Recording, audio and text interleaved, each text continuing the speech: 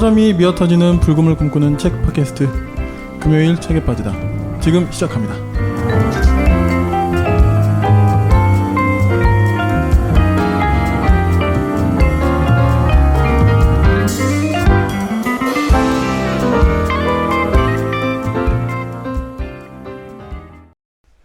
안녕하세요. 안녕하세요. 네, 팟캐스트계의 동네 서점 금책바를 만드는 불곰 PD입니다. 네, 유다를 감격스럽게 읽은 제이입니다. 요즘 저희가 생각해보니까 소설을 좀 많이 하네요. 그러네. 연달아 소설 그런 것 같아요. 네, 오늘도 저희가 이제 소설을 또 가져왔고요. 오늘은 저희가 거의 처음인 것 같은데 맞죠? 외국 소설 다루는 거 거의 처음이죠? 그쵸. 저희가 둘이. 네. 네. 오늘 좀 약간 묵직한 그런 작품을 오랜만에 제가 좀 가져와 봤는데요. 책도 무겁습니다. 네. 처음에 약간 좀 쫄았는데 근데 또 네. 읽을만 했습니다, 저는. 네. 네. 나중에도 이따가도 좀 저희가 이야기할 건데 지금은 이제 이분이 돌아가셨어요. 2018년에 이제 돌아가셨고. 아모스 오즈. 네. 히브리 문학의 거장이라고 네. 불리는 아모스 오즈 작가님의 유다라는 작품 오늘 저희가 좀 같이 이야기 나눠보려고 합니다. 네. 유작이죠, 그렇죠? 유작이 됐죠. 네. 그러니까 이게 좀 저도 그 인터뷰나 이런 자료들을 좀 찾아보니까 2014년에 이제 유다가 나왔고 그 이후에도 이분이 계속 작품을 쓴 것 같아요. 구상했어요. 근데 그 작품이 나중에 어떻게 될지 모르겠는데 유다를 결국 유작이라고 이야기한 거 보니까 그 이후에 구상했던 작품이 미발표 이런 식으로 나오진 않을 것 같아요. 네. 네. 안 그랬으면 유작이라는 표현을 안 썼을 것도 같은데. 근데 또 나중에 나올 수는 있는데 현재는 유작이죠, 이게. 그쵸? 아무튼 그렇습니다. 네. 네. 그래서 오늘 좀 이야기 나눠볼 텐데 사실 저는 아모스 오즈를 잘 모르긴 했어요. 저도요. 네네네. 네. 그래서 근데 일단 또 유다 제목이 딱 유다 하니까 좀 강렬하잖아요. 특히 기독교인으로서는. 네. 어쨌든 이런저런 이유로 약간 이 책은 저희 둘 다 좀 끌리는 면이 있어서 네, 정해봤고요. 같이 이야기 오늘 좀 나눠보겠습니다. 먼저 저자에 대해서 좀 이야기를 좀 해보면 좋을 것 같은데요. 아모스 오즈 1939년에 태어나셨어요. 이 가족이 동유럽에서 이주해 왔고요. 영국의 당시에 팔레스타인 위임 통치령 그쪽에서 이제 그쪽으로 이제 살게 됐고, 이 가정이 사실 이제 사실 이제 대부분 이때 당시 시오니즘 다 그랬을 거예요. 수정 시오니즘 이런데 어쨌든 우파 시오니즘이라고 보시면 돼요. 이런 우파 시오니즘을 지지하는 가정에서 태어났습니다. 아버지와 근데 사실 보면 아버지가 특히 좀 문학적인 그런 게 좀 있으세요. 그래서 이 아버지도 문학을 좀 공부를 하셨고, 사실은 이 아버지도 폴란드에 있는, 현재로서는 리투아니아 빌뉴스에 있는 무슨 대학에서 폴란드와 세계 문학을 학사학위를 받고 스코푸스 산, 그러니까 예루살렘에 있는 무슨 산인가 봐요. 히브리 대학교에서 석사 학위를 받으셨대요. 그러니까 이분도 좀 문학적인 소양이 있으신 분이고, 사실 이분이 나중에 그 어떤 문학 쪽으로 해서 교수 임용까지 좀 바랬는데 그게 잘 안 돼가지고 결국 이제 사서로 사시게 됐다고 하더라고요. 네, 하여튼 그런 좀 배경이 있고요. 그리고 이제 아버지 집안 자체가 좀 약간 인텔리 중산층이었대요. 네, 그러니까 이제 이런 공부도 사실 할 수 있으셨던 거였겠죠. 어머니도 좀 약간 폴란드 중산층의 인텔리 집안 출신이시래요. 그래서 나중에 1934년에 이제 이주를 해서 히브리 대학교에서 이분도 학위를 땄고 굉장히 진보적인 성향이셨대요, 이분도. 근데 이제 팔레스타인이 굉장히 좀 이분 어머니한테 좀 안 맞아서 굉장히 좀 고생하시고, 또 어머니가 약간 향수병 이런 것도 좀 나중에 좀 심해져가지고. 폴란드에 대한. 네네네, 그렇겠죠. 굉장히 참 역설적이긴 하네요. 네. 근데 어쨌든 살았던 고향 같은 그쵸. 그런 거니까. 그래서 이제 이 아버지와 사이도 좀 별로 안 좋고 이러다가 이 어머니가 특히 좀 약간 좀 자폐적으로 좀 성격이 좀 그렇게 좀 더 심각해지면서 좀 안타까운 이야기지만 나중에 이제 아모스 오즈가 13살 때 어머니가 자살을 하십니다. 되게 일찍 돌아가셨네요. 그러니까 이제 이게 좀 굉장히 아모스 오즈에게 큰 좀 영향이 있었겠죠. 그래서 사실 그 나중에 사랑과 어둠의 이야기라는 아모스 오즈의 굉장한 대표작이 있는데 자전적인 소설이거든요. 여기에 이 소설이 사실은 이 아모스 오즈의 어떤 3호곡 같은 소설이라고도 이야기합니다. 영화화도 됐던. 네, 그럼요. 이따가도 제가 소개를 할 건데, 그리고 이제 이 아모스 오즈가 15살에 집을 나옵니다. 그래서 이제 이 아모스 오즈는 또 약간 사회주의적인 성향의 어떤 이런 영향, 특히 노동 시원주의라고 여기 표현이 되어 있는데 뭔지는 정확히 모르겠지만 어쨌든 대충 감은 오죠. 노동 시원주의의 영향을 받아서 키부츠 훌다에 들어갑니다. 자, 이제 이 키부츠 제이님도 많이 들어보셨죠? 공부하실 때, 역사 공부할 때. 네네. 이제 한마디로 사유재산이 인정되지 않은 공동체고 지금도 이 키부츠는 굉장히 활발합니다. 그렇죠. 어떤 이스라엘의 근간이죠. 역사적 근간. 키부츠가 굉장히 여러 가지가 있는데 그 중에 하나인 거예요. 훌다는. 그 공동체에 들어간 그렇죠. 거고. 네. 나중에도 거기에 묻히시지 않나요? 예, 맞습니다. 그 나중에 스포. 내 걸 약간 야금야금 가져가시는데 네, 맞습니다. 키부츠 훌다의 공동묘지에 묻히세요. 네. 어쨌든 이 키부츠 훌다가 아모스 오즈의 굉장히 중요한 삶의 대목인 거죠. 그래서 이제 이 키부츠는 뭐지? 제가 몰랐는데 키부츠 코리아가 있어. 예, 저도 아세요? 진짜 키부츠 갈 뻔했거든요. 아, 진짜? 그러니까 가서 사는 게 아니라 네. 그 키부츠 가면은 네. 노동을 해야 돼요. 기본적으로 맞아요, 땅을 맞아요. 다 네. 개간하기 때문에. 어. 근데 거기 가서 생활을 하면은 아주 적은 거의 돈은 못 받는데 대신 이스라엘에서 생활을 할 수 있는 거예요. 그렇지. 먹고 자고 한 워홀하고는 되게 다른데 음. 키부츠로 이스라엘 거주가 가능한 거죠. 그렇지. 일시적으로. 네네. 그래서 저희 아버지께서 키부츠에서 이스라엘의 역사와 현장을 네가 한번 경험하고 와라 라고 보내시려고 했는데 또 나중에 들으셨던 게 청년들끼리 모이니까 거기서 막 연애도 하고 막 좀 옛날 키부츠랑 달라졌다는 얘기를 들으시고 안 보내시기로 하셨는데 저는 그 이후로 관심이 계속 생겨가지고 키부츠 코리아도 검색해보고 했지만 네. 가지는 못했습니다. 저도. 그러니까 이제 옛날에는 당연히 농업이 좀 중심이긴 한데 네. 나중에 이 키부츠도 굉장히 커지면서 맞아요. 다양한 업종으로 이제 좀 업종이 만들어지고 다양한 직군으로 좀 그 안에서 자급 자족 같은 개념으로 약간 그쵸. 되는 거죠. 문화도 되게 달라져서. 그러니까요. 이제 이 아모스 오즈 같은 경우는 좀 이 키부츠 내에서 전략적으로 당시에 약간 이제 20대쯤에 아모스 오즈가 그 당시에 그 키부츠 훌다 안에서 키부츠 고등학교가 문학 선생님이 없었대요. 그래서 문학을 수업해 줄 수 있는 교사로 만들기 위해서 얘를 아모스 오즈를 히브리 대학교로 이제 보냅니다. 2년간 공부를 시켜요. 돌아와서 문학 교사가 돼요. 그리고 이 글쓰기도 사실 그런 차원에서 그 지원을 했다고 하더라고요. 그러니까 결국에는 그 키부츠 훌다의 일원으로서 평생을 산 걸로 볼 수도 있겠네요. 네네네네. 네. 그리고 21살 때 1960년 이제 부인인 닐리 추커만 씨와 결혼을 하게 됩니다. 21세. 역시 옛날이라 빨리 결혼했죠. 빨리 결혼하죠. 그리고 이제 군복무도 하시고 기갑부대에서 3년을 복무하셨대요. 나할여단. 그리고 쿨다 고등학교에서 이제 일했던 이야기 이제 제가 아까 했고 28세 되던 1967년에 6년 전쟁이라는 굉장히 유명한 그 전쟁이 있죠. 네. 거기서 이제 시나이 전투에 참전을 합니다.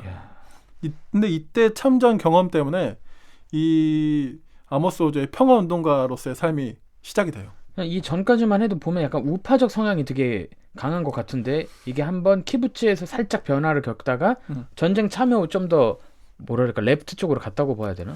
그러니까 아모스 오즈가 우파적인 성향을 갖고 있었는지는 모르겠으나 근데 이제 노동시원주의의 영향으로 키부츠에 자기가 들어가 버렸다. 네. 키부츠에 들어간 것도 약간 아버지에 대한 반항심도 있었다고 해요. 네.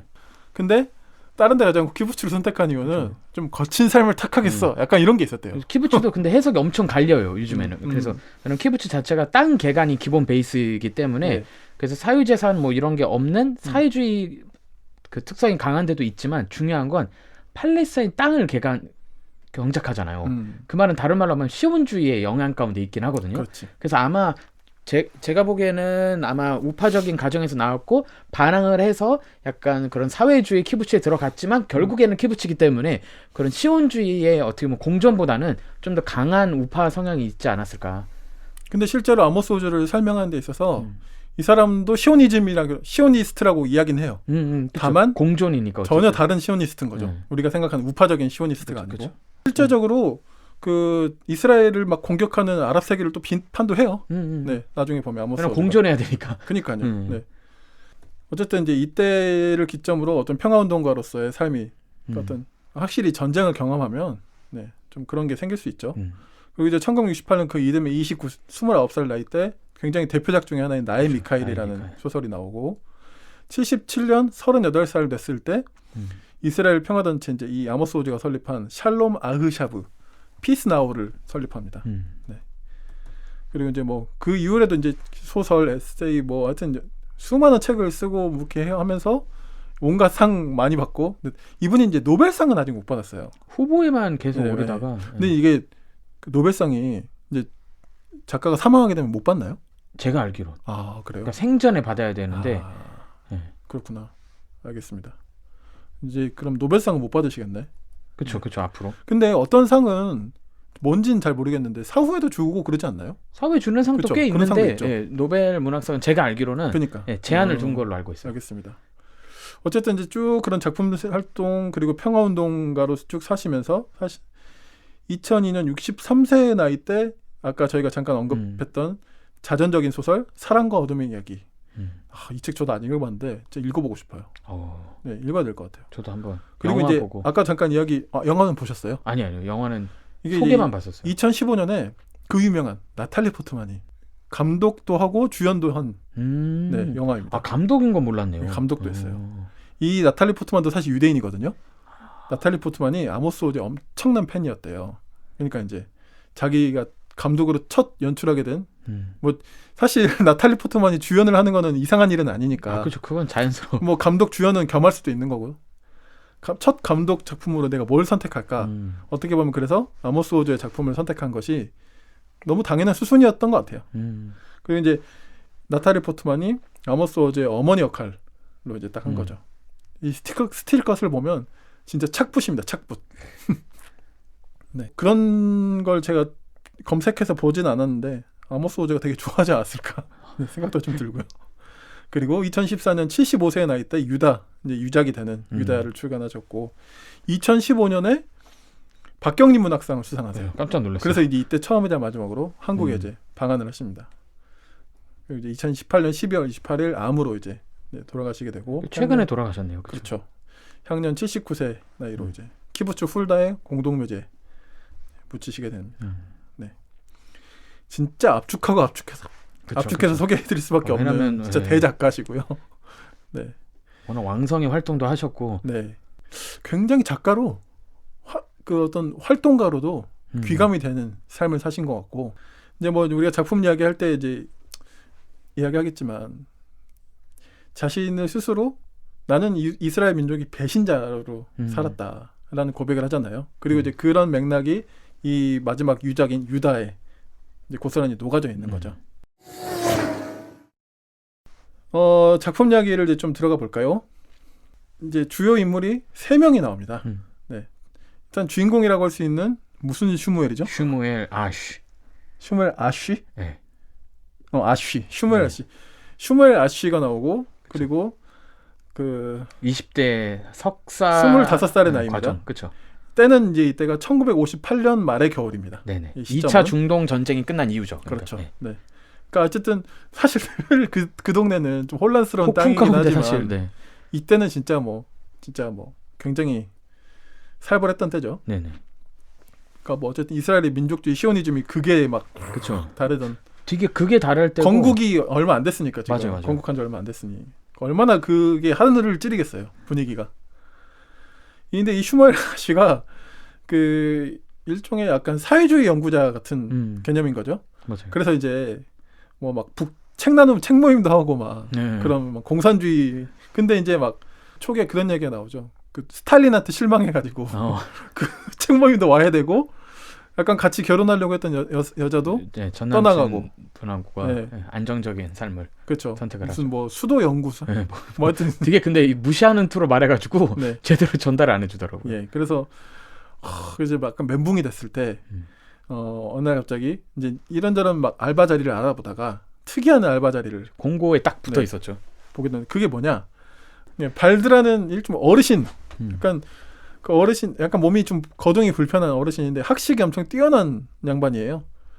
약간 괴짜 노인 같은 그런 약간 느낌도 좀 나는데 이 사람의 여튼 이야기, 약간 요양 보호사 같은 느낌도 있으면서 그렇죠. 말동무를 해주는 입주 말동무? 그렇죠. 입주 말동무 겸 그렇죠. 보호사?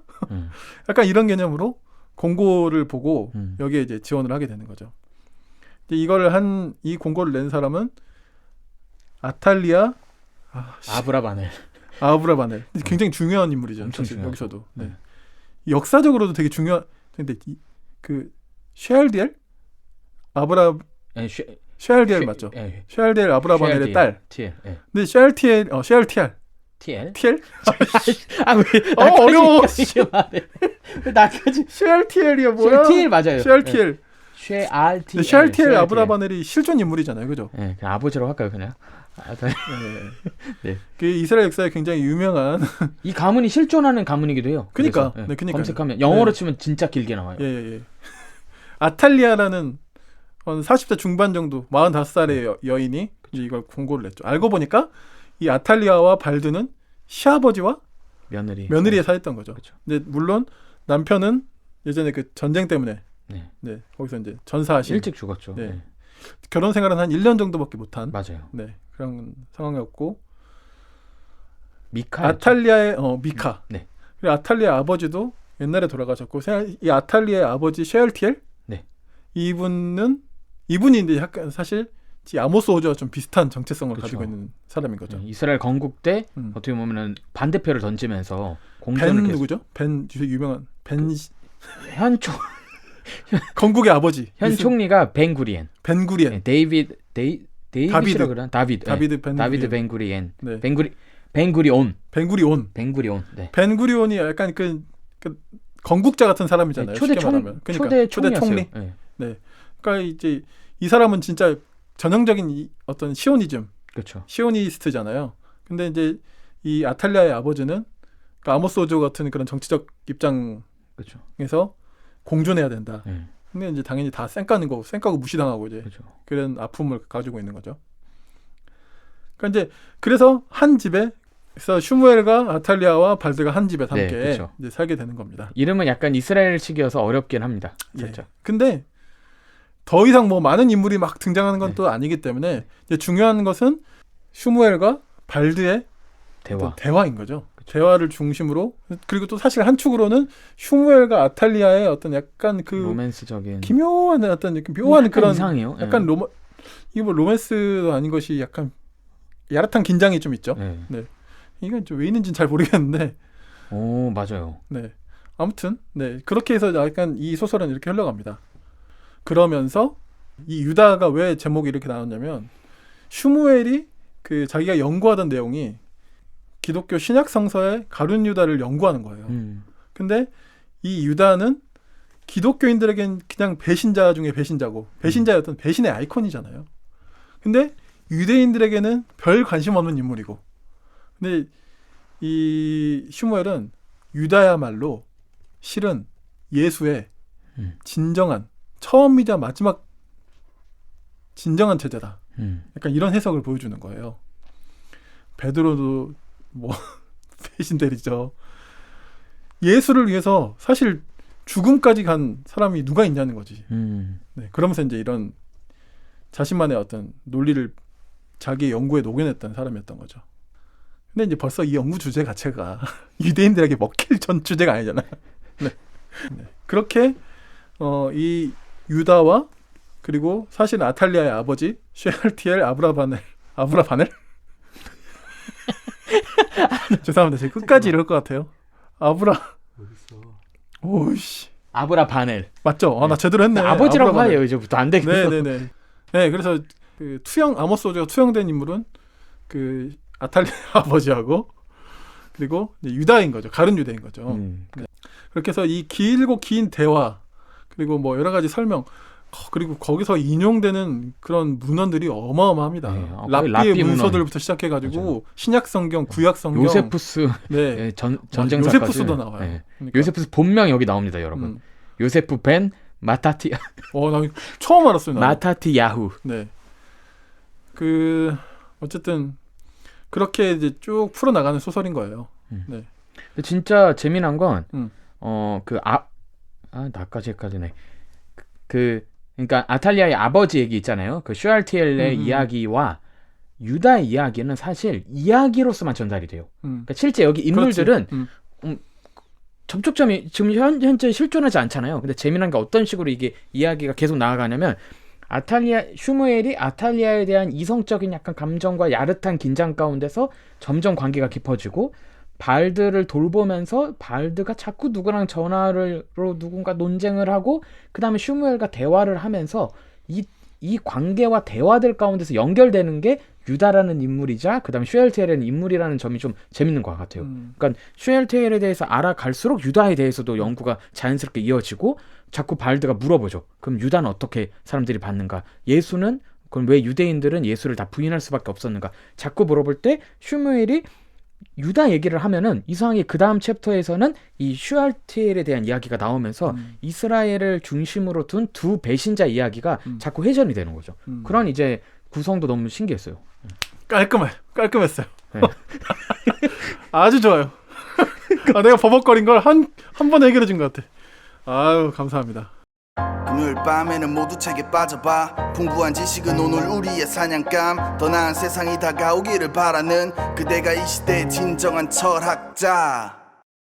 그러니까 저는 사실 아모스 오즈를 잘 몰라서 제가 볼 때는 저는 이제 좀 감흥이 좀 덜한 것 같고 이스라엘 사람들에게 아모스 오즈는 참 여러 가지 감정을 들게 하는 그런 작가일 것 같아요. 그런 생각이 들고 그 유다를 자신의 정체성에 그쵸. 수용하는 거 그게 참 기독교인들 입장에서는 좀 슬픈 이야기잖아요. 네. 근데 되게 상징성이 큰 게 저도 이 책을 읽으면서 생각을 정리할수록 소름 돋는 건 자신을 유대인이라 그러잖아요. 그러면 유다예요. 그 유다의 땅 또는 유다의 지파의 전통성을 믿게 되는데 그 유다라는 이름을 대표성을 또 가진 존재가 바로 그리스도교 또는 기독교 전통에 있는 그 가룟 유다가 또 유다잖아요.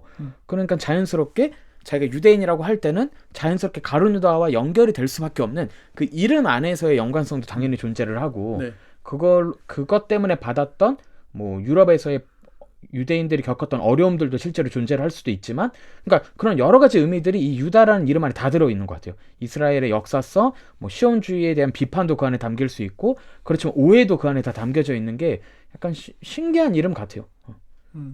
예수님조차도 유다의 후손, 뭐 다윗의 후손 또는 유다 지파의 왕이라는 표현으로서 불렸지만 예수님을 배신한 가장 중심 인물은 또 유다고 약간 이런 이름 장난이 저는 되게 장치로서도 뛰어났고 실제로서도 그렇게 사용이 됐기 때문에 배신에 대해서 좀 더 다른 여러 가지 각도로 고민을 하게 되는 것 같더라고요.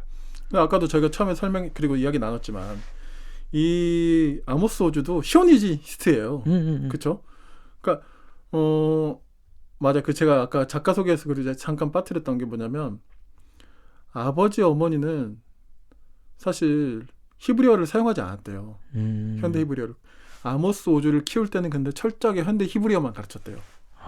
그래서 이제 약간 히브리어로 어떤 지필한 어떤 히브리 문학의 어떤 거장이 된 그런 배경도 있는 거죠. 그러니까 그 전까지는 그 디아스포라 유대인들은 자기가 살고 있는 나라 그 민족의 언어를 사용했던 거지. 그러니까 그렇게 히브리어가 그렇죠. 폴리시를 사용한다거나 안 했다가 이제 이스라엘로 돌아와서 이스라엘에서 건국하는 과정에서 히브리어를 이제 그쵸. 딱 모국어로 정확하게 딱 못을 박은 거거든요.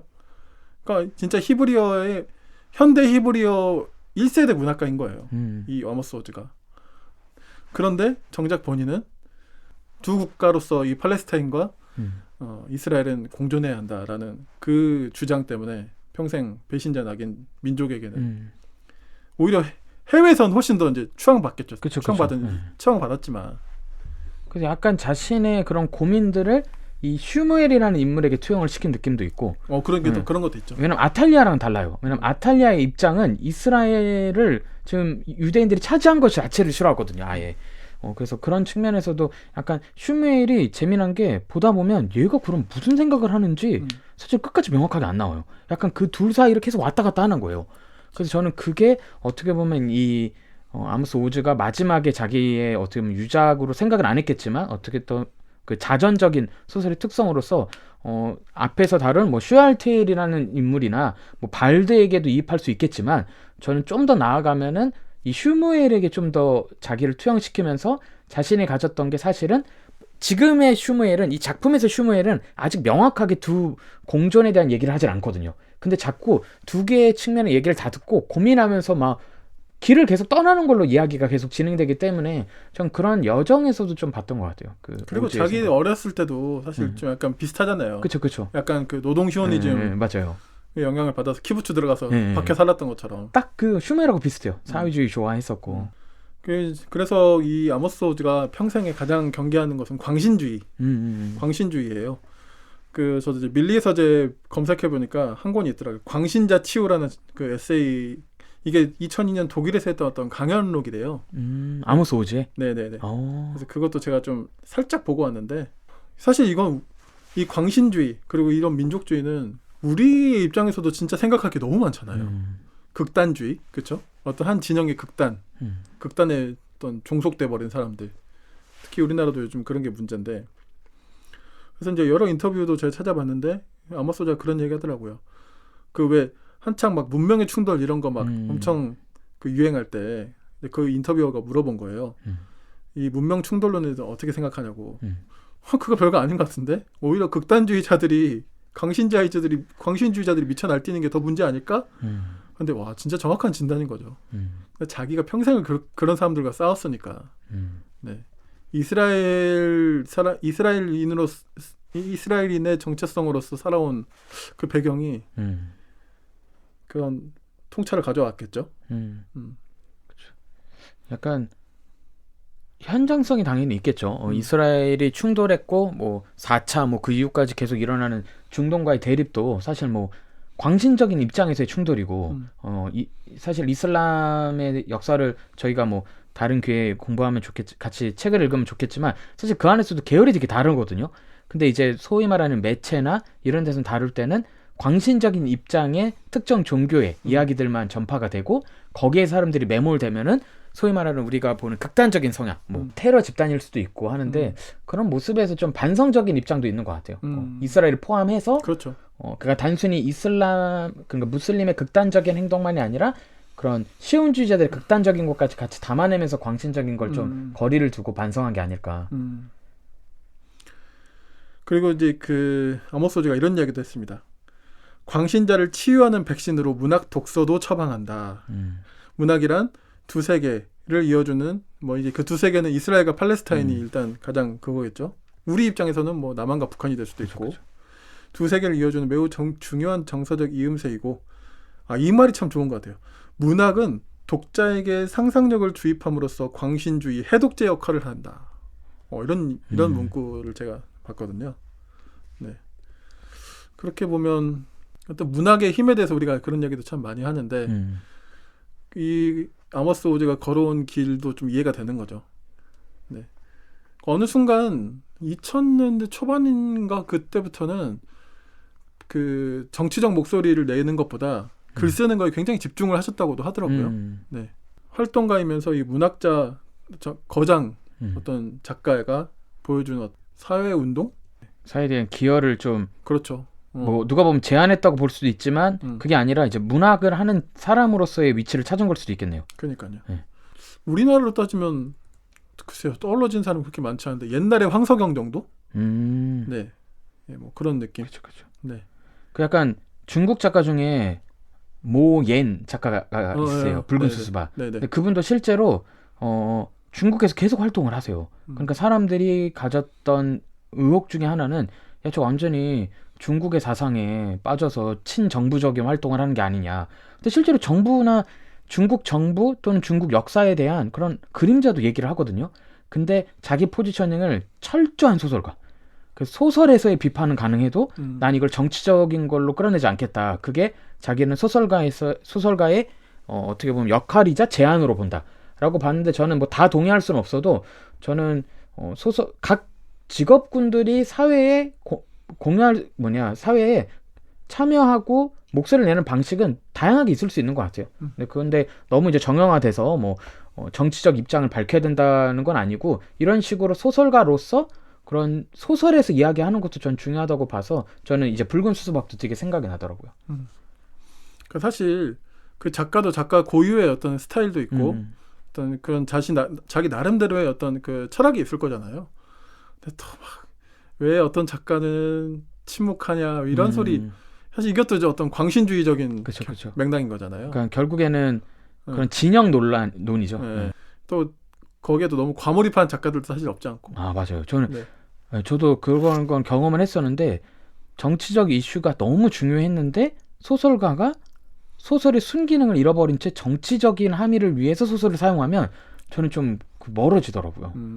저는 그래서 물론 이제 이게 어렵지만 저는 소설가로서의 역할, 그러니까 펜을 꼭 잡고 그래도 고민하시는 분들이 그래서 좋아서 이 책도 좀 읽혔던 것 같고. 그러니까 아니면 진짜 소설을 진짜 너무 미친 듯이 잘 써서. 아, 그쵸. 진짜 그 굉장히 정치적인 소설인데 그럼에도 불구하고 거부할 수 없는 소설들이 있잖아요. 순위 삼촌. 그러니까 그런 것도 있고 네네. 영화로 따지면 기생충 같은 작품도 굉장히 정치적인데 그걸 당연히 무조건 어떤 정치적 프로파간다로 보지 않잖아요. 작품 자체가 너무 훌륭하니까. 맞아요. 네, 그런 경우도 있고 아니면 그 작가가 너무 정치적인 것에 과몰입해서 나중에는 그 작가의 작품을 봐도 감흥이 떨어지는 경우도 저는 있었어요. 네, 맞아요. 저도 있었어요. 누군지 말은 하지 맙시다. 네. 그리고 이제 하루키 같은 작가도 사실 어느 순간 굉장히 사회 비판적인 목소리를 잘 내잖아요. 네네. 네. 근데 작품에 전혀 자명 그렇지 의식을 느끼지 않아요. 물론 이제 네. 그 뭐지? 언더그라운드? 그런 것도 있지만. 그쵸. 네, 근데 그건 이제 사실 포르터즈 같은 것도 있지만. 맞아요. 그러니까 하루키도 참 어떻게 보면 특이한 작가예요. 네. 그랬는데 또 굉장히 또 막 진짜 개성 있는 작품을 쓰는데 사회적으로는 진짜 멀쩡한 거지. 쉽게 말하면. 그리고 개인적으로 굉장히 근면 성실하고. 맞아요. 되게 유명하잖아요. 작가로서의 루틴. 네, 저는 약간 좀 톤은 다를 수는 있는데 저는 그런 의미에서 약간 오르한 파묵도 좀 생각이 났어요. 아, 그렇지. 그러네. 저도 뭐 전공이 영문학이다 보니까 자꾸 영미권 소설에 익숙해지는 거예요. 그럼 그게 다라고 생각하고 마치 아카데미가 영화계 전체를 대표하는 것처럼 그 백인들의 축제라고 이제 봉준호 감독님도 얘기했는데 로컬 영화제라고 지역 영화제라고. 근데 약간 그런 맥락에서 저는 이런 좀 다양한 문화권의 책들 저는 최근에 막 라틴 아메리카 쪽 책들 읽고 막 너무 재밌고 신기하고 낯선 거예요. 마르케스? 네, 약간 그런 계열들. 그럼 제가 기존에 알고 있던 소설의 사실 틀을 벗어나는 경우도 있고 아니면 더 잘 설명한 것도 있어서 저는 이렇게 다른 좀 문화권의 책들을 읽고 논쟁적인 약간 배경도 담아낸 책들이 좋은데 약간 오라한 파묵은 논쟁적인 건 아닌데 어떤 사람은 약간 터키의 제인 오스틴이다라고 부르는 경우도 있어요. 근데 그게 그 똑같은 풍은 아닌데 그 시대를 담아내려고 하는 거죠. 그 시대의 이스탄불에서의 수많은 사람들이 어떻게 경제 활동을 했었고 그다음에 가정이 파탄이 나는 경우도 있지만 어떻게 가정을 지키려고 했 그런 이야기들을 진공 상태로 담아낸 거죠. 소설 안에서 만들어서 세계로. 그래서 저는 그러한 시도들도 각 문화권에서 물론 다 그럴 필요는 없지만 문화권 안에서 사명까지는 아니지만 책임감을 느끼고 얘기를 할 때 전 그게 또 작품으로서 오래 남는 것 같아요. 뭐 소설은 아니지만 오르한 파묵 그 글 중에 소설가 소설가인가 그 있거든요. 와, 글 진짜 좋아요. 오르한 파묵 글 진짜 잘 쓰더라고요. 진짜 읽으면서 감탄을 했었던 기억이 나는데 그게 이제 옛날에 김영하 작가님이 그 무슨 읽다 쓰다 뭐 이렇게 해가지고 3부작으로 쓴 적이 있었잖아요. 맞아요. 그 무렵에 같이 그거보다 좀 일찍 나왔나? 한 그 소설가 맞나? 아마 맞을 거예요. 소설가 맞습니다. 맞죠? 네네. 그 책 되게 좋아요. 네. 저는 내 마음의 낯섦 읽었고 순수박물관. 네, 맞습니다. 이스탄불하고. 네.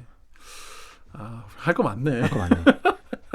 근데 진짜 왜냐면 유다를 읽으면 자연스럽게 이스라엘 건국사를 위키피디아에서 찾게 돼요. 그렇지. 왜냐하면 배경이 아무래도 이런 중동 2차 전쟁 이후기 때문에 약간 그런 이스라엘과 팔레스타인의 갈등을 알면 더 좋기 때문에 약간 역사 소설? 갑자기 부끄러움이 밀려오는 그 광경이 떠올랐는데 그 우리나라 그 극우 보수 집회에서 이스라엘 국기가 막 등장하고 이러잖아요. 갑자기 굉장히 부끄러지네요. 네. 아모스 오즈가 보면 진짜 하늘에서 그렇죠. 극 대노하시겠는데 참 희한한 나라예요. 우리나라도 생각해 보면 어떻게 거기서 성조기까지 난 이해를 했어요. 그쵸. 근데 어느 순간 이스라엘 국기가 확 등장하는 거예요. 와, 근데 저건 뭐냐 진짜 막 이랬던 기억이 갑자기 떠오르네요. 그러니까 문명사적으로 이스라엘이라는 주제는 되게 핫이슈인 것 같아요. 왜냐하면 여기서도 이 유다라는 책에서도 나오지만 신을 죽인 자의 후손이잖아요. 어떻게 보면 진짜로. 그런데 그래서 그들이 겪은 일은 뭐냐면 뭐 1세기에 나라가 망해버렸고 실제로 우리가 뭐 고대 이스라엘이라고 불릴 수 있는 나라가 망해버리고 그 이후로 정말 디아스포라라는 어원이 이제 이스라엘 사람 때문에 나온 것처럼 흩어져서 살다가 막 베니스의 상인 같은 거 보면 나쁜 놈들은 이제 웬만한 작품에서 나쁜 놈들은 다 유대인이었죠. 그런 일을 겪고 반유대주의 가운데서 공격을 받고 최고는 이제 히틀러 때 대학살을 당했죠. 그러고 나서 그들이 나라가 건국되고 했을 때 초기까지만 해도 사람들은 이제 그래도 저렇게 힘든 역사를 가진 나라가 유럽 안에서도 인정을 받고 뭐 이렇게 해서 성공하나 보다, 자리를 다시 잡나 보다 했는데 역으로 이제 팔레스타인 지역을 강압적으로 이제 쓸어내면서 중동 전쟁을 통해서 막 승리를 거둘 때 우리는 그 미묘한 감정이 드는 거죠. 우리 그 이스라엘이라는 이름 그리고 유대인이라는 이름이 갖고 있는 상징과 의미가 어떻게 봐야 될까라는 복잡성이 있는데 이 작품에서는 그런 복잡성을 약간 유다 또는 배신이라는 걸로 집중을 해서 배신이 과연 그 당시에는 특정 이데올로기에게는 배신으로 느껴졌지만 그 배신이 왜냐면 이제 랍비 어떤 문헌에 보면은 충성스러운 제자로도 표현을 했기 때문에 다른 관점이나 아니면은 그들이 이해하지 못해서 배신으로 낙인된 건 아닐까라고 하니까 발드라는 할아버지가 그렇게 말씀을 하시죠. 결국에는 변할 준비가 되어 있는 사람이 그렇게 준비가 안 된 사람들에 의해서 배신자로 간주된 것은 아닌가라는 질문들을 던질 때 저는 그렇다고 이 책이 옹호하는 게 아니에요.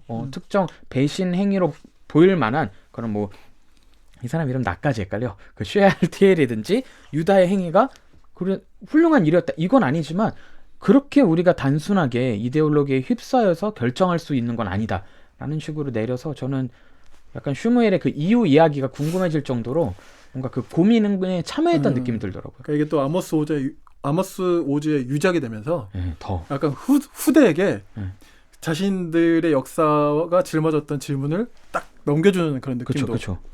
소설의 구성도 사실 그렇잖아요. 네네. 어디론가 떠나지만 어디로 갈지 모르겠는 그 슈무엘의 맞아요. 그런 거. 그래서 끝이 이렇게 끝나요. 그냥 군용 배낭 위에 외투 지팡이와 모자를 조심스럽게 올려놓고 그리고 서서 자기 자신에게 물었다. 답이 없어요. 그러니까 진짜 어떻게 보면 유작으로서 진짜 완벽한 완성된 유작 진짜. 그쵸. 네. 그래서 완결된 유작. 말이 아이러니하긴 하지만. 그렇죠. 아무튼 네. 이 이스라엘과 팔레스타인의 역사를 통해서는 저희도 좀 생각할 거리가 너무 많고 네. 기독교 근본주의 맥락에서나 이게 어떤 이스라엘의 회복의 관점으로 이렇게 막 세대주의적으로 해석되는 그리고 그게 막 광장에 나부끼는 모습이 너무 부끄럽지만 그러니까 이제 이게 구약에서의 어떤 정복 전쟁의 무슨 이건 다시 현현인 거잖아요. 그렇죠. 그러니까 이게 참 정말 서글픈 역사고 네. 그런 역사의식이 같이 결합이 돼야 될 텐데 기독교인들도 네 아무튼 뭐 진짜 생각할 거리가 많은 작품인 것 같아요. 약간 연달아서 볼 수 있는 게 뭐 아브라함 헤셀의 책이든지 그런 예언자들 이런 책들도 정치적 함의가 되게 많거든요. 그리고 전 제일 많이 떠오른 게 마르틴 부버의 나와 너. 그것도 히브리 어떻게 보면은 사상가로도 볼 수 있는데 어디서 마르틴 부버 이야기하던데. 네 아무튼. 네. 근데 완전히 논의가 다른 거죠. 그러니까 우리가 알고 있는 근본주의 또는 되게 제국주의적 유대인의 당연히 관점들이나 의견들도 당연히 강하지만 실제로 유대인 안에서도 그런 비판적인 목소리도 있고 그런 맥락에서 저는 그런 히브리 문학 또는 뭐 이스라엘 작가들의 작품들을 좀 볼 때 이상하게 그들의 이야기인데 되게 우리나라나 우리 상황에서도 볼 수 있는 그런 갈등 상황에서 볼 수 있는 게 많은 것 같아요. 알겠습니다. 네 오늘 뭐 마무리할까요? 네. 이 정도로? 네. 이거 진짜 각 잡고 이야기하면 진짜 할 이야기 진짜 건국사만 많고. 얘기해도 네네네 맞아요. 오늘 저희 아모스 오즈 작가의 유작이죠. 유다에 대해서 재밌게 나눠봤습니다. 아까 저 이야기 나왔던 것처럼 사랑과 어둠의 이야기를 좀 읽어봐야 될 것 같아요. 전 영화를 보겠습니다. 네, 근데 영화는 사실 좀 약간 평점이 그렇게 높진 않더라고요. 그래요? 아무튼 뭐 그것도 봐야지 뭐. 보면 또 개인마다 다를 수 있으니까. 네.